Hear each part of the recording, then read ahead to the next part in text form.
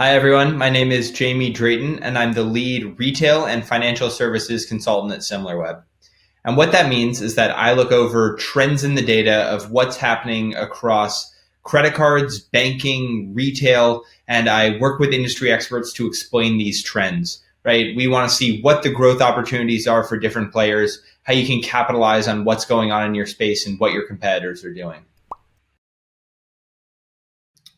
When I think of the top 5 tips for financial service companies, I think about a report that we just published on this guide to financial services in the world of COVID-19.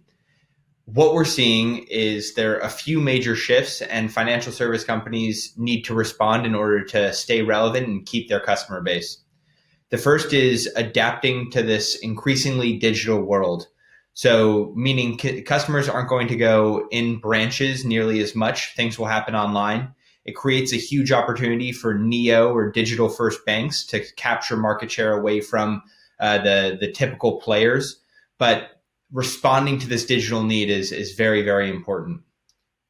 When I say adapt to a digital world, conversations that we're having with clients, they're now forced to take this 5-year plan that they had to become more digital and go to their team and say, how can we do this in 1 year? How can we do this in 6 months? There's no time to wait to become more digital. Consumers have shifted fully online overnight with the inability to go to branches. And as a big player in the space, you need to respond to digital quickly because neobanks or digital first banks are going to eat your lunch if you don't. You need to be there digital first because someone else will be if you're not. The second big tip is partnering with affiliates that have positioned themselves as experts. While some of your clients will go directly to your site, if you're Bank of America or TD or Citi, many of your clients are going to look elsewhere for answers. It's why the affiliate marketplace exists, and that still holds true even in this post-COVID world. So make sure that you're partnered with the affiliates that have set up these hubs to respond to consumer questions in order to make sure that consumers are getting answers about you and what you're doing to help them during this time. The third is creating content that responds to trending consumer search terms. So a big one that we've seen in the past few months is mortgage refinancing. With rates getting low, that's what consumers are searching for. You need to make sure that you have content that responds to that need. The fourth is divesting in high-risk product offerings such as refinancing.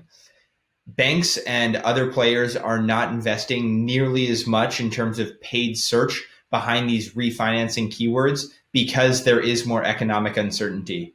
What we're seeing is that there is consumer demand there, so it may make sense to advertise those products, but not through paid, right? Just make sure that they're available for customers.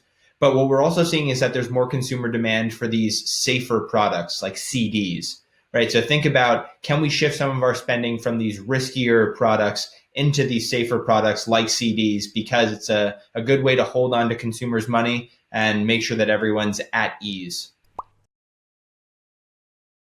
When we think about what's going to happen next, you could call me an optimist, but I truly believe that we're on the path to recovery.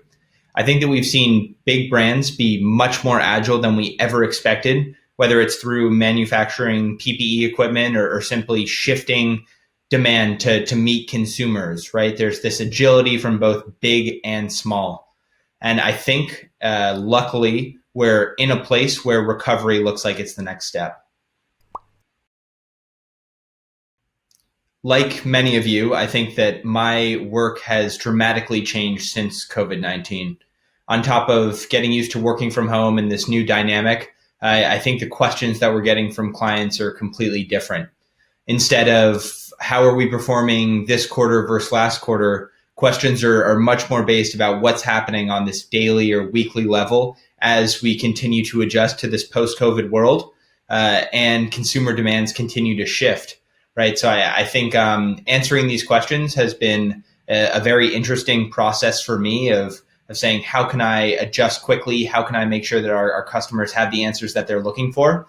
But there's definitely been this mentality shift of the world will forever be more digital. How do we respond quickly? How do we understand the trends? And how do we make sure that we're in the best situation possible when things start to return to this new normal?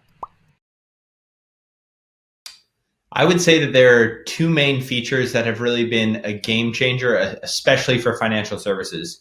The first is SimilarWeb's segment analysis, and that's the ability to look at a certain section of traffic on a website, right? And if you're a financial services player, whether it be a bank or an affiliate, the ability to isolate traffic to the credit card section versus the retail bank section gives you the ability to internally say, this is how I'm doing, this is how I'm performing, this is what our competitors are doing, this is how this campaign ran, and whether or not this is something that we should mimic.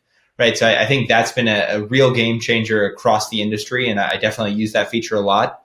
The other would be funnel analysis, which gives us conversion data, right? So being able to understand each step of the conversion funnel and how different shoppers are converting at what percent, whether they enter a site directly or through organic search, that gives great insight from the retail perspective and financial services.